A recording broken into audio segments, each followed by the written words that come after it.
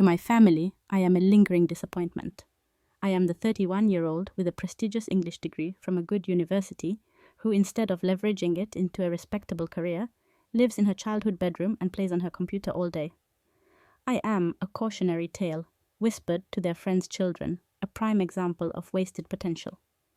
They see my life as a quiet, solitary failure, a hobby I refuse to outgrow. But in the hushed, high-stakes world of CEOs, philanthropists, and political figures, I am a well-kept secret, a ghost in the machine of modern influence. They don't know my name, but they know my work intimately. I am the voice they pay a fortune for. Under the shield of impenetrable non-disclosure agreements, I write their best-selling memoirs, their viral keynote speeches, their heartfelt persuasive op-eds.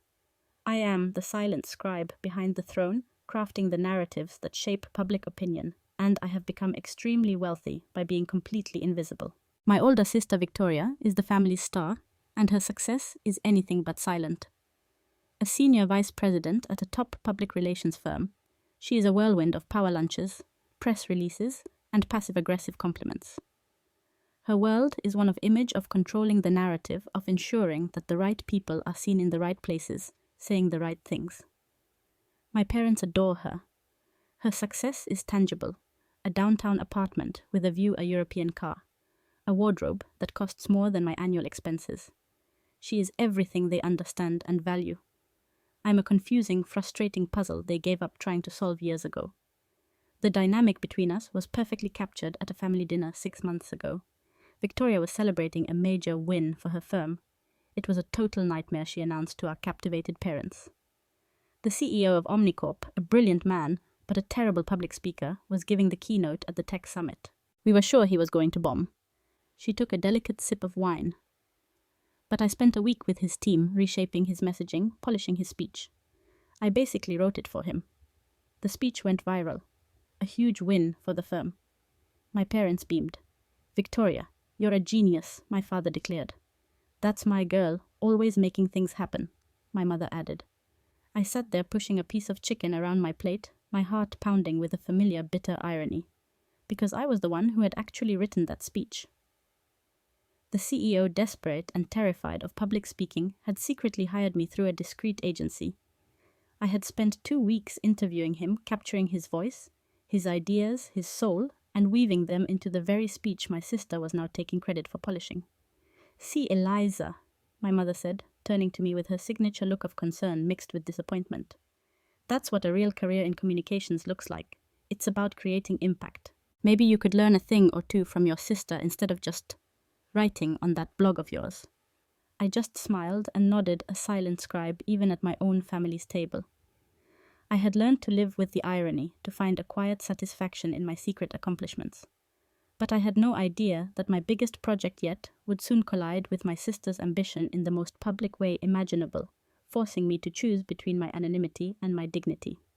Of course, here is part 2 of the story, continuing with Eliza and her family. The inciting incident for my 2 worlds to collide arrived, as most family directives did, via a phone call from my mother. Her voice was buzzing with a particular frequency of social excitement that I had come to recognize over the years. It was the tone she reserved for major events, the kind that would be photographed for the society pages. "Eliza, darling, I have the most wonderful news," she began. "The annual Children's Literacy Gala is next month, and this year, Victoria's firm is a platinum sponsor. It's going to be the event of the season. Everyone who's anyone will be there." I made a non-committal sound of encouragement, waiting for the inevitable pivot to how this related to me, and she continued, her voice dropping with reverence. "You will never guess who Victoria managed to secure as the keynote speaker. Julian Croft, the Julian Croft. The man who built a tech empire from nothing and then gave it all away to charity. Can you imagine? Victoria has been working for weeks to make sure everything is absolutely perfect for him." I felt a jolt, a dizzying sense of vertigo as my 2 worlds, so carefully separated, suddenly tilted on their axis. Julian Croft. I had spent the last 6 months of my life in deep confidential interviews with him, meticulously crafting his life story into a memoir, The Ledger, that was set to be released in the fall. I knew the man's deepest regrets, his private triumphs, his favorite brand of tea. and my sister was preparing to impress him at a gala. Anyway, my mother went on oblivious to my sudden silence. We have a table, of course, right up front, and Victoria and I both think it would be a wonderful opportunity for you to come. An opportunity. I repeated, my voice hollow. Yes, an opportunity, she said, her tone shifting from excited to project manager mode. It's time you got out of that room and met some people, Eliza. You can't just hide behind that blog forever. Victoria knows everyone. She can introduce you to the head of marketing from the hospital board or some people from her firm's copywriting department. They're always looking for junior writers. It is time past time to stop this little hobby and get a real job with a 401k. You're not getting any younger, dear. The condescension was so familiar, it was almost comfortable. A junior writer. They wanted me to network for an entry-level job at a party where the guest of honor was my own multi-million-dollar client. The irony was so profound, it was almost comical. Arguing was pointless. It would only lead to a lecture about my negative attitude. Yes, Mom, I said, the words tasting like metal. That sounds like a great opportunity. I'll be there. I hung up the phone and stared at my computer screen, where the final edited manuscript of Julian Croft's life story sat, waiting for my final approval. My family was about to drag their disappointing, failed writer daughter to a black tie gala to show her what real success looked like. They had no idea that I had quite literally written the book on it. Of course. Here is part 3 of the story, continuing with Eliza's preparation for the gala. For a full day after my mother's call, I seriously considered manufacturing an excuse. A sudden non-contagious illness seemed like the most plausible option. The situation was a minefield of emotional and professional risk. Attending a gala to honor my own secret client while being paraded around by my family as their charity case felt like a special kind of psychological torture. How could I possibly maintain my composure? How could I look Julian Croft in the eye? A man whose deepest fears and triumphs I knew intimately, and pretend to be a stranger. I logged onto my secure work server and sent a message to David, my sharp-witted, fiercely loyal assistant, and the only person on the planet who knew my secret identity. David, I typed, you are not going to believe the networking opportunity my mother has arranged for me. I laid out the whole absurd scenario for him. His reply came back within minutes. Let me get this straight. Your PR VP sister, who thinks you blog about cupcakes for a living, is co-hosting a gala to honor the man whose multi-million-dollar memoir you just spent the last 6 months of your life ghostwriting, and they want you to attend so you can hopefully land an entry-level job as a junior copywriter. A second message followed. This isn't just ironic, Eliza. This is a work of art. It's a masterpiece of unintentional cruelty. I'm thinking of faking the flu, I typed back. No, he replied instantly. You can't. Your absence would be more suspicious than your presence. They'd spin it as you being too depressed or socially anxious to show up. You have to go. But you don't have to go as their daughter. You have to go as a professional. He was right. This was no longer just a dreaded family obligation. It had become the ultimate test of my craft. For years, my entire career has been built on one principle: total invisibility. My success is measured by how completely I disappear, leaving only my client's voice shining and authentic. This gala would be my magnum opus of self-effacement. My mission was not just to survive the evening, but to do so while remaining a complete ghost, even to the man whose soul I had just spent months channeling onto the page. The night of the gala, I prepared for my role. I stood in front of my closet, bypassing the designer dresses and statement pieces I'd acquired over the years, acquisitions I kept hidden away. I wasn't dressing to be seen. I was dressing to be overlooked. The Eliza my family expected to see was a creature of faded jeans and perpetual apology, someone who didn't quite fit in. I needed to give them a version of that, but one that was polished enough not to cause a scene. I chose a simple, sleeveless black dress, elegant in its cut, but devoid of any embellishment. It was impeccably tailored, but whispered no brand. It was the uniform of a ghost. As I did my makeup, I kept it minimal, just enough to look like I had made an effort, but not enough to draw attention. I pulled my hair back into a simple low chignon. I was not dressing as the powerful, successful writer who commanded 6-figure fees. I was dressing as Eliza, the disappointing sister with the writing hobby. It was the perfect disguise. Before I left my apartment, I took one last look in the mirror. I practiced the polite, slightly distant smile I would need. I rehearsed my vague, non-committal answers. I centered myself, pushing down the daughter's hurt and pulling up the professional's quiet resolve. Tonight, my greatest challenge was not to write a speech, but to live one to be so completely invisible, so perfectly in character, that no one would ever guess the truth. The ghost was heading to the gala. Of course. Here is part 4 of the story, covering Eliza's experience at the gala. The gala was being held in the grand ballroom of a historic downtown hotel. The air was thick with the scent of lilies and expensive perfume, and the sound of performative laughter echoed off the high gilded ceilings. It was a room filled with the city's elite bankers, surgeons, philanthropists in tuxedos, and designer gowns, all mingling with an easy sense of belonging. I felt like an anthropologist who had stumbled into a strange, glittering tribe. My simple black dress worked as the perfect camouflage. I was utterly invisible, a quiet shadow moving along the edges of the room. My invisibility didn't last long. My mother found me near the silent auction table, her eyes scanning my appearance with a look that was one part disappointment and one part resolve. "Eliza." "There you are," she said, straightening the sleeve of my dress as if it were wrinkled.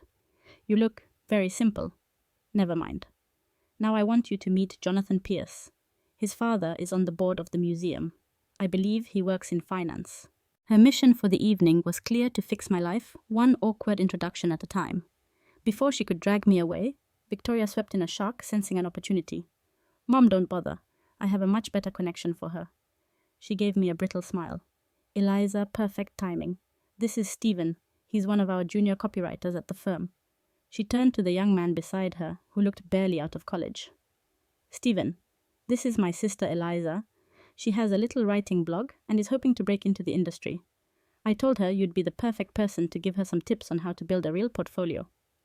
The condescension was breathtaking. She was asking a junior employee to mentor one of the highest paid writers in the country.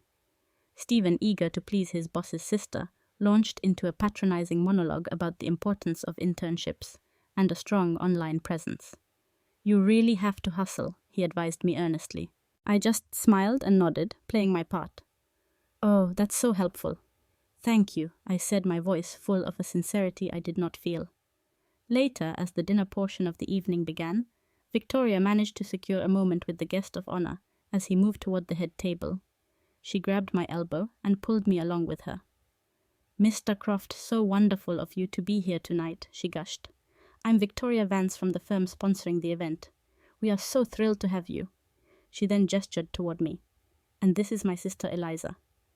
I held my breath as I met Julian Croft's eyes. For a fraction of a second, I saw a flicker of something surprise amusement, but it was gone as quickly as it appeared.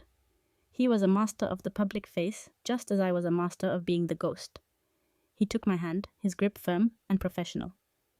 "A pleasure to meet you, Eliza," he said, his voice warm and steady, giving nothing away. "The pleasure is all mine, sir," I replied, my own voice perfectly neutral. Victoria, sensing her moment, immediately launched into a spiel about her firm's deep commitment to children's literacy. Her voice, a smooth, practiced melody of corporate philanthropy. Mr. Croft listened politely, nodding in all the right places, but his eyes seemed to be somewhere else. The interaction lasted less than a minute before he was whisked away to the head table. My cover was intact. My heart was pounding. I spent the rest of the dinner in my assigned role, listening to my parents praise Victoria's networking skills, deflecting questions about my own hobby, and feeling the familiar weight of their disappointment. I was a ghost, a silent observer. And I knew as the lights began to dim for the evening's formal program that the most dangerous part of my mission was about to begin. My keynote speech, was next. We were seated at a prime table near the stage, a strategic placement by Victoria, to showcase her family's support. The dinner conversation was a masterclass in networking with my sister and parents, effortlessly weaving between topics of business, charity, and mutual acquaintances. I remained in my role as the quiet observer, a silent participant in a play where I knew none of the lines. I was a ghost in plain sight, and that was exactly how I wanted it. The moment came during dessert. A man at our table, a senior partner at a law firm that Victoria was desperate to land as a client, turned to me with a polite, inquiring smile. "So, Victoria mentioned you're a writer, Eliza. That's fascinating. What sort of things do you write? All eyes at the table turned to me. I felt the familiar heat of unwanted attention. I opened my mouth to give my practiced vague answer about communications consulting, but Victoria cut me off with a bright tinkling laugh. Oh, David, you don't have to put her on the spot, she said, placing a perfectly manicured hand on my arm in a gesture of feigned sisterly protection. Eliza is very modest about her work. She then turned to David and the rest of the table, her voice taking on a tone of fond patronizing explanation. Eliza writes a blog, she said. It's very personal. Lots of deep thoughts, feelings. You know, she added with a wink, finding herself. The way she said the words made my life's work sound like a teenager's diary. I sat there, my smile frozen on my face as she continued. It's funny, isn't it? How two sisters can be so different. My work is all about shaping external narratives for major corporations dealing with crises, managing multi-million-dollar campaigns in the fast-paced real world. She paused, letting her own importance settle over the table. Then she looked at me, her eyes filled with a pity that was sharper than any insult. It just goes to show you it takes a certain kind of drive to succeed out here. Some of us build careers, and some of us... She patted my arm again, a gesture of final gentle dismissal.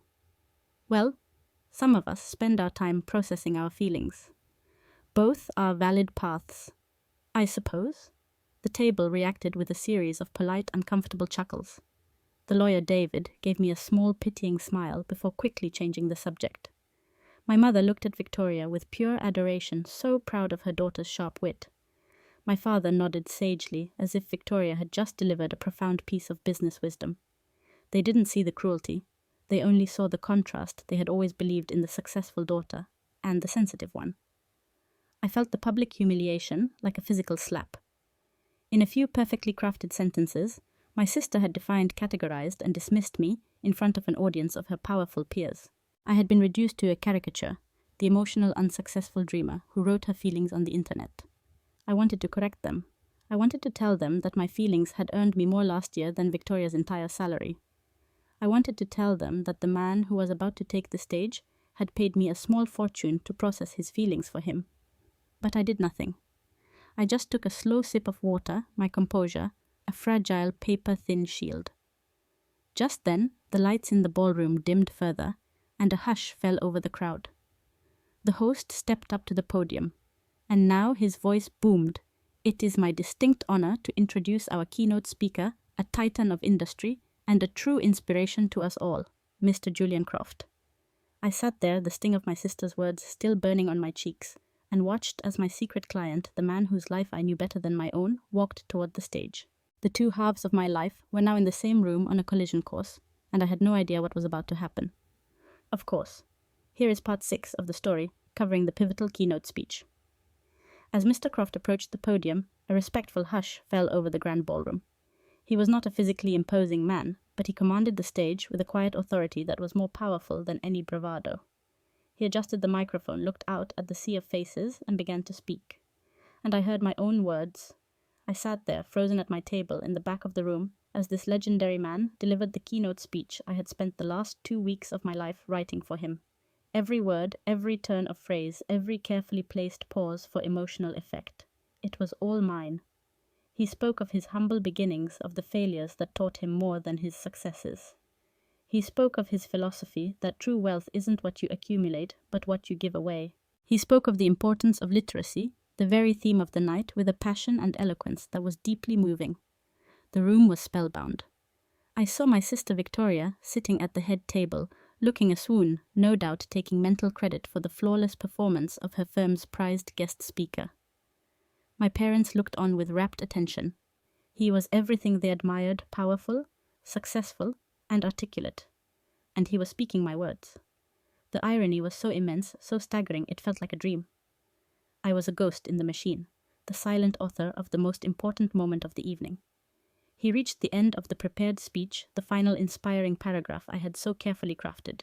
The audience was ready to erupt in applause. But then he held up a hand. "Before I conclude," he said, his voice becoming more personal, deviating from the script on the teleprompter, "I need to share something with you all.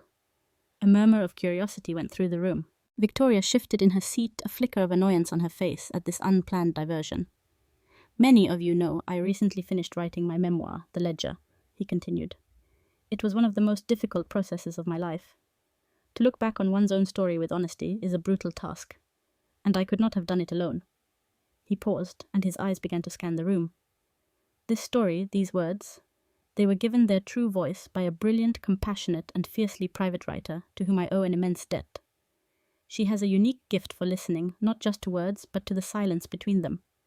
She took the messy, chaotic raw material of my life and found the truth in it. She captured my soul on the page with a grace and integrity that humbled me. The book has my name on the cover, but in many ways, it has her heart on every page. The room was completely silent now. I could feel my own heart hammering against my ribs. This wasn't happening. He wouldn't. He couldn't. It would violate the very anonymity my career was built on. I had hoped she would be here tonight.